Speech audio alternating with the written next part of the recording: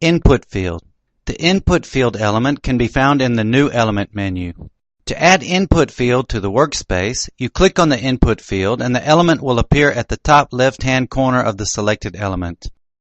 The workspace is also considered an element. You can enlarge, move, and reduce each element. The purpose of this element is to collect users' data. The element's primary purpose is to gather information about the user. In order to identify the input field in the system, you should go to the Properties menu and modify the identity in the ID field and the element received from the system to input field username, and thus prepare the field for entering a username.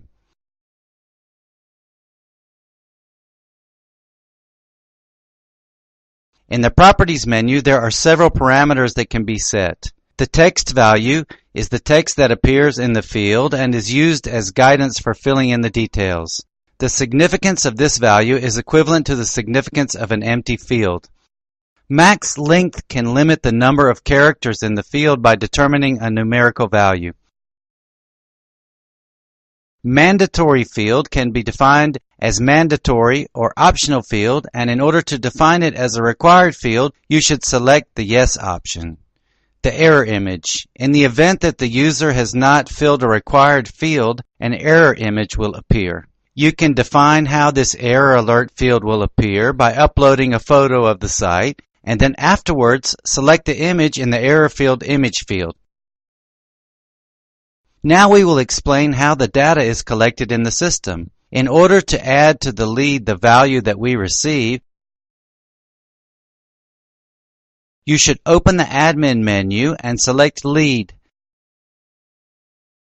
The first menu in the window that opens is called Setup Form, and in this menu you define the field type. As Form field in the ID name field, you will define the identity of the element from which we want to extract the information.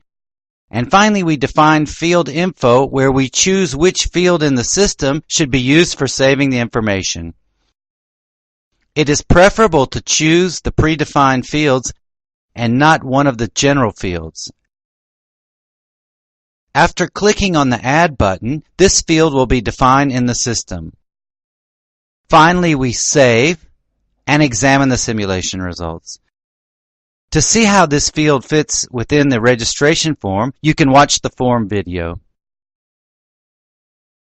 For an explanation on how to design the input field, you should refer to the Style video.